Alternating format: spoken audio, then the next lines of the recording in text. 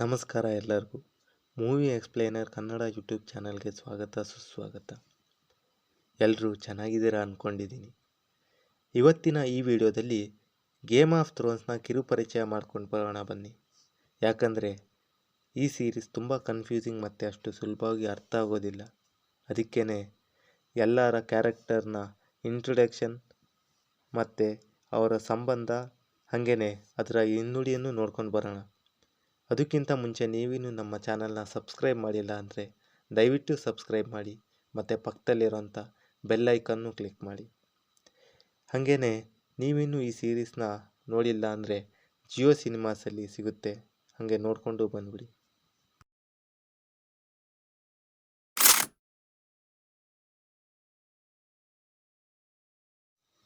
Game of Thrones ಒಂದು fantasy drama. ಈ Game of ಥ್ರೋನ್ಸ್ನ ಒರಿಜಿನ್ ಜಾರ್ಜ್ ಆರ್ ಮಾರ್ಟಿನ್ ಅವರ ನಾವೆಲ್ ಐಸ್ ಆ್ಯಂಡ್ ಫೈರಿಂದ ತಗೊಂಡಿದ್ದಾರೆ. ಈ ನಾವೆಲ್ನ ಡೇವಿಡ್ ಬೆನಾಫ್ ಮತ್ತು ಡಿ.ಬಿ. ವೇಯ್ಸ್ ಅನ್ನೋ ಇಬ್ಬರು ಡೈರೆಕ್ಟರ್ ಸೇರಿಕೊಂಡು ಇದನ್ನು ಸೀರೀಸ್ ಆಗಿ HBO ಮಾಡ್ತಾರೆ. ಇದರ ಮೊದಲನೇ ಎಪಿಸೋಡ್ ಏಪ್ರಿಲ್ 17, 2011ರಲ್ಲಿ ಬಂದು ಒಟ್ಟು 8 ಸೀಸನ್ನ 73 ಎಪಿಸೋಡ್ನೊಂದಿಗೆ ಮೇ 19, 2019ಕ್ಕೆ ಕೊನೆ ಎಪಿಸೋಡ್ನೊಂದಿಗೆ ಎಂಡ್ ಆಗುತ್ತೆ. ಈಗ ಕ್ಯಾರೆಕ್ಟರ್ ಇಂಟ್ರೊಡಕ್ಷನ್ ಮಾಡ್ಕೊಳ್ಳೋಣ ಬನ್ನಿ. ಗೇಮ್ ಆಫ್ ಥ್ರೋನ್ಸ್ ಒಂದು ಫ್ಯಾಂಟಸಿ ವರ್ಲ್ಡ್ ಆಗಿರೋದ್ರಿಂದ ಇದರಲ್ಲಿ 2 ಪ್ರಾಂತ್ಯ ಇರುತ್ತೆ. ಒಂದು ವೆಸ್ಟ್ರೋಸ್, ಇನ್ನೊಂದು ಎಸೋಸ್. ಇದರಲ್ಲಿ ಆಲ್ಮೋಸ್ಟ್ ಕತೆ ನಡೆಯೋದೇ ವೆಸ್ಟ್ರೋಸಲ್ಲಿ.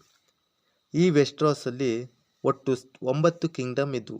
ಆದರೆ ಕಾಲಕ್ರಮೇಣ 7 ಕಿಂಗ್ಡಮ್ ಮಾತ್ರ ಉಳ್ಕೊಳ್ತವೆ. ಅದು ಹೇಗೆ ಅಂತ ನಿಮಗೆ ಗೊತ್ತಾಗುತ್ತೆ. ಆದರೆ ಈಗ 7 ಕಿಂಗ್ಡಮ್ಸ್ ಮಾತ್ರ ಇರೋದ್ರಿಂದ ಅದನ್ನು 7 ಕಿಂಗ್ಡಮ್ಸ್ ಅಂತ ಕರೀತಾರೆ.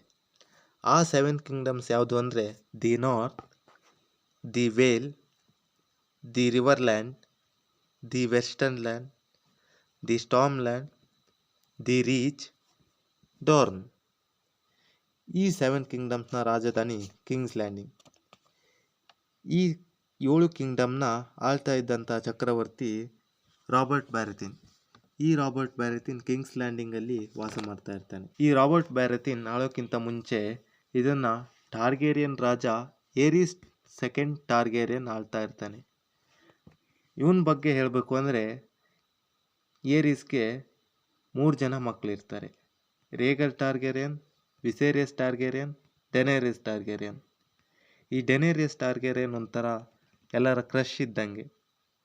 ಇದನ್ನು ನಿಮಗೆ ಮುಂದೆ ಗೊತ್ತಾಗುತ್ತೆ. ಈಗ ಏರಿಸ್ ಟಾರ್ಗೇರಿಯನ್ ಕಡೆ ಬರೋಣ. ಏರಿಸ್ ಟಾರ್ಗೇರಿಯನ್ ಒಬ್ಬ ಕ್ರೂರಿ ರಾಜ ಆಗಿರ್ತಾನೆ. ಅದಕ್ಕೆ ಇವನ್ನ ಮ್ಯಾಡ್ ಕಿಂಗ್ ಅಂತಾನೂ ಕರೀತಾ ಇರ್ತಾರೆ.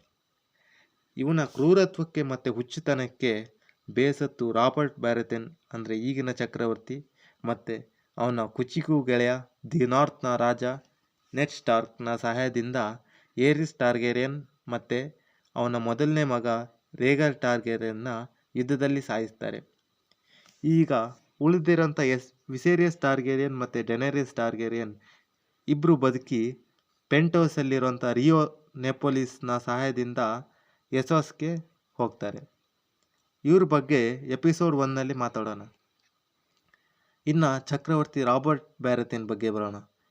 ಇವನಿಗೆ ಸೆರ್ಸಿ ಲ್ಯಾನಿಸ್ಟರ್ ಅನ್ನೋ ಹೆಂಡತಿ ಇರ್ತಾಳೆ. ಈ ಸೆರ್ಸಿ ಲ್ಯಾನಿಸ್ಟರ್ ಮತ್ತು ರಾಬರ್ಟ್ ಬ್ಯಾರಥಿನ್ಗೆ 3 ಜನ ಮಕ್ಕಳು. ಜೋಫ್ರಿ ಬ್ಯಾರಥಿನ್, ಮಿರ್ಸೆಲಾ ಬ್ಯಾರಥಿನ್, ಟಾಮನ್ ಬ್ಯಾರಥಿನ್. ಈ ರಾಬರ್ಟ್ ಬ್ಯಾರಥಿನ್ ಆವಾಗಲೇ ಹೇಳಿದ ಹಾಗೆ ಕಿಂಗ್ಸ್ ಲ್ಯಾಂಡಿಂಗ್ನ ಆಳ್ತಾ ಇರ್ತಾನೆ ಮತ್ತು 7 ಕಿಂಗ್ಡಮ್ಸ್ನ ರಾಜ ಕೂಡ ಹೌದು. ಇನ್ನು ಇವನ ಹೆಂಡತಿ ಸೆರ್ಸಿ ಲ್ಯಾನಿಸ್ಟರ್ ಕಡೆ ಬರೋಣ. ಇವರು 3 ಜನ ಮಕ್ಕಳು.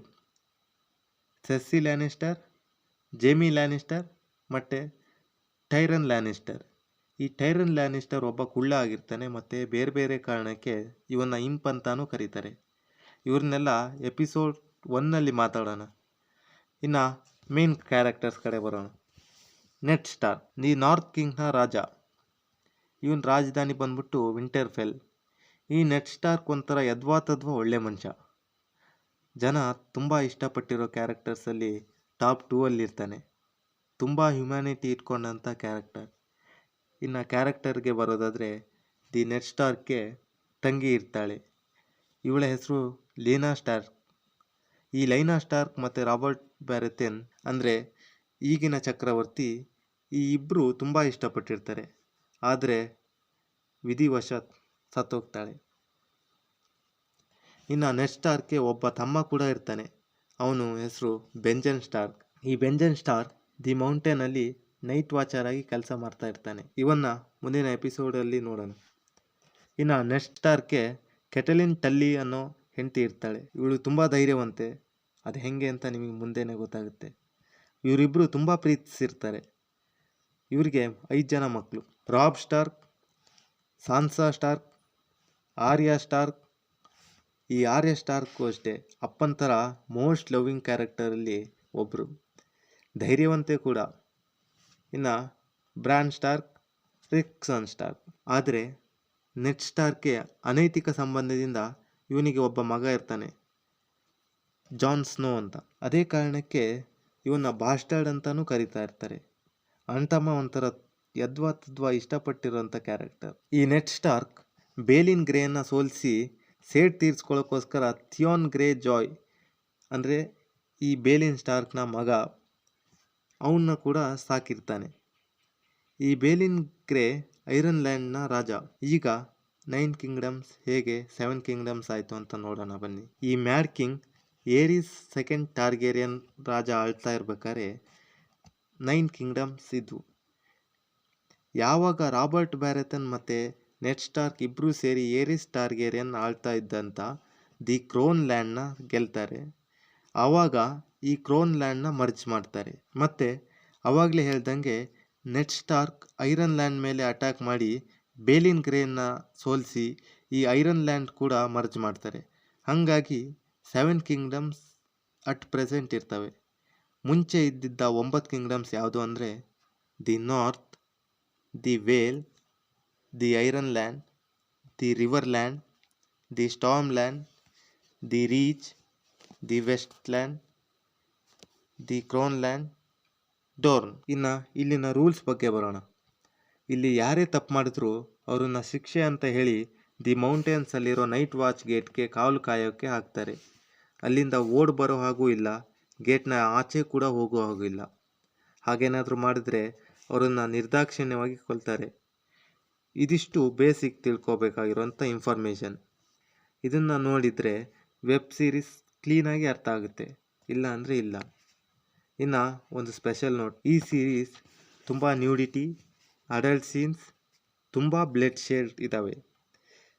ನಿಮ್ಮನ್ನು ಅನ್ಕಂಫರ್ಟಬಲ್ ಮಾಡೋಂಥ ಸೀನ್ಸ್ ಕೂಡ ಇದ್ದಾವೆ. ಸೊ ಫ್ಯಾಮಿಲಿ ಜೊತೆ ಈ ಸೀರೀಸ್ನ ನೋಡೋಕ್ಕಾಗಲ್ಲ. ಸೊ ಇದನ್ನು ಗಮನದಲ್ಲಿಟ್ಕೊಳ್ಳಿ. ಇನ್ನು ಈ ವಿಡಿಯೋ ನಿಮಗೆ ಸ್ವಲ್ಪನಾದರೂ ಇಷ್ಟ ಆಗಿದರೆ ದಯವಿಟ್ಟು ವಿಡಿಯೋನ ಲೈಕ್ ಮಾಡಿ, ನಿಮ್ಮ ಫ್ರೆಂಡ್ಸ್ ಫ್ಯಾಮಿಲೀಸ್ಗೆ ಶೇರ್ ಮಾಡಿ, ದಯವಿಟ್ಟು ಸಬ್ಸ್ಕ್ರೈಬ್ ಮಾಡಿ ಅಂತ ಹೇಳ್ತಾ ಎಪಿಸೋಡ್ 1ನಲ್ಲಿ ಸಿಗೋಣ. ಅಲ್ಲಿವರೆಗೂ ಟಾಟಾ, ಬಾಯ್ ಬಾಯ್, ಸ್ಟೇ ಸೇಫ್.